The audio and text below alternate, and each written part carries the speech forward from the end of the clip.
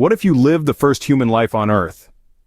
Picture yourself as the first human opening your eyes to a world untouched by humanity. You're alone but not lonely, you're too busy surviving. There are no cities, no societies, only the raw, primal beauty of nature. Your first struggle? Survival. You must learn to hunt, to gather, to protect yourself from the elements and predators. Each day is a battle against hunger, thirst, and fatigue. But every day you survive is a victory, a testament to your resilience and adaptability. This life isn't just about survival, though. It's about discovery. Each new day brings with it new experiences, new challenges to overcome. You discover fire, a tool that not only provides warmth and light but also allows you to cook your food, ward off predators, and forge new tools. You learn to communicate with gestures and sounds, laying the groundwork for the complex languages to come. And then there are the milestones, the first tool you create, the first shelter you build, the first time you successfully hunt a large animal. These are not just personal victories, they are the first steps towards the development of human civilization. In this life, you're not just a survivor, but a pioneer. You're the first artist, the first engineer, the first explorer. Every action you take, every discovery you make, paves the way for the future of humanity. But this life, like all lives, must eventually come to an end. As you take your last breath, you look back on a life filled with struggles, but also triumphs. You've left your mark on the world in the tools you've created, the knowledge you've gained, and the path you've blazed for future generations. And when your first life ends, you come back as the second human ever to live. Imagine yourself living through the dawn of civilization. Picture yourself as one of the first to harness the power of fire, feeling its heat on your skin and seeing the world illuminated in its glow.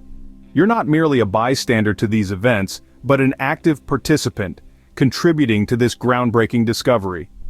You experience the thrill of innovation again as you shape the first wheel, feeling the rough texture of the stone beneath your fingertips. You understand its potential, knowing it will revolutionize how humans move and transport. You're there, part of the collective effort that brings about this monumental change. Then, imagine the earth beneath your feet as you sow the first seeds of agriculture, the smell of the soil filling your senses. You watch as green tendrils sprout, grow, and bear fruit, marking a shift from nomadic life to settled communities. You're creating the foundation of civilization, setting the stage for future societies. You witness the birth of language, the evolution of simple sounds into complex communication. You're there, shaping words and phrases, contributing to the tapestry of human interaction. The joy of shared understanding, the birth of stories and legends, the beginnings of culture and society. You're there for it all. You live through the formation of communities, the rise of leaders, the establishment of laws. You experience the tension between individual desires and collective needs, the struggle for resources, the drive to survive and thrive. You're not just a passive observer, but an active participant, shaping the course of history. Imagine bearing witness to the first expressions of art, the cave paintings and primitive sculptures. You're there, feeling the raw emotion, the desire to communicate and express, to leave a mark that says, "I was here." As you live through these key events and changes, you're not just experiencing history, you're making it. The dawn of civilization isn't something distant and abstract, but a reality that you've lived, shaped, and influenced. As each life ends, you return, living through every epoch of human history. Picture yourself living in the Middle Ages and the Renaissance. The Middle Ages take you through a roller coaster of experiences. You witness the power of faith shaping societies during the Crusades, where you march under the banner of a cross or a crescent, driven by fervor and the promise of salvation. You're not just a bystander, but an active participant in these monumental events that ripple through time and space. Then the Black Death sweeps across continents, taking with it a third of Europe's population. You see the fear in people's eyes, feel the despair in their hearts, and share in their collective grief. But even in the face of such devastation, humanity's resilience shines through. You see societies rebuild, learn, and grow from the ashes, a testament to the indomitable human spirit. Next, you are catapulted into the Renaissance, a period of cultural rebirth and intellectual enlightenment. You marvel at the explosion of creativity and innovation as art, literature, and science flourish all around you. You witness firsthand the invention of the printing press, which revolutionizes how knowledge is shared, making it accessible to the masses for the very first time. You feel the excitement and potential of this new era as ideas that shape the world are born and spread like wildfire.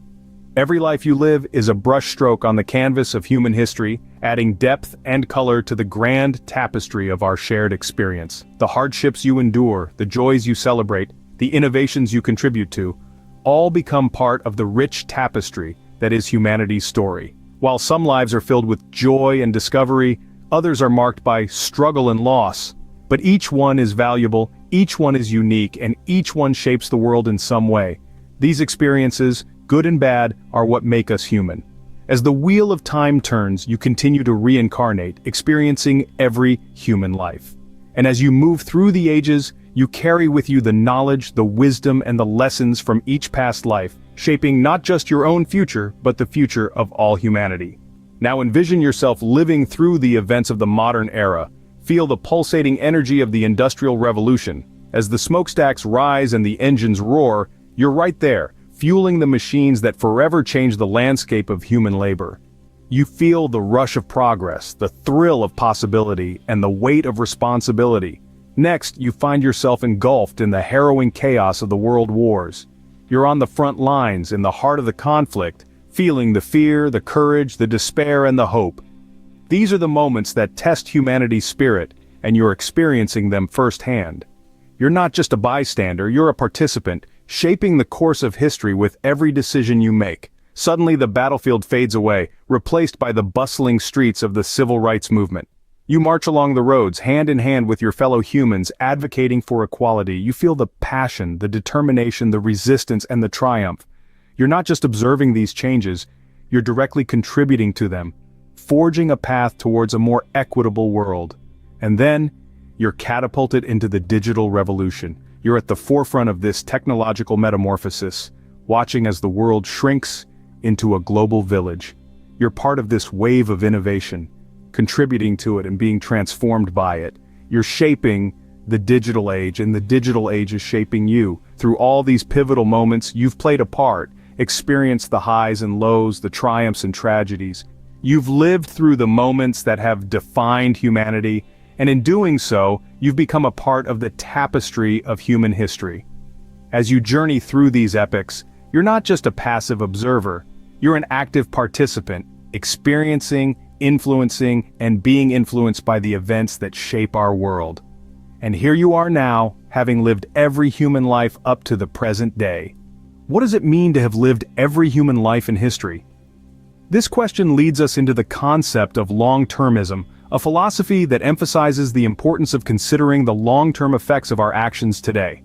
Long-termism asks us to think about how our actions could potentially influence billions of future lives and even the course of history itself. In our hypothetical scenario where you've experienced every human life, each action you take in one life could have far-reaching consequences for your future selves. Let's consider an example. Imagine you're living in the early 20th century and invent a groundbreaking technology. This technology might improve lives for decades, centuries, even millennia to come, but it could also lead to unforeseen consequences that future generations, including your future selves, have to grapple with. The principle of long-termism encourages us to think carefully about these potential outcomes before we act. This philosophy also raises some interesting moral considerations. Are we morally obligated to consider our potential future lives when making decisions? And if so, how do we balance the needs of our current life with those of our future selves? For instance, let's say you're living during a time of great social upheaval. Do you join the fight for change, even if it means risking your safety? If you know you may live again in the future, in a world shaped by the actions of your previous life, does that change your decision? Long-termism challenges us to think beyond the present moment and consider the potential impact of our actions on the future. It's a philosophy that encourages foresight, caution, and a deep sense of responsibility for the well-being of future generations. So, we return to our initial question: what if you could remember every life you've lived? Would it change the way you live now, knowing you might live again in the future? This is the intriguing possibility that long-termism presents us with. It's an invitation to think bigger, to act with greater foresight, and to consider how our actions today could shape the world of tomorrow.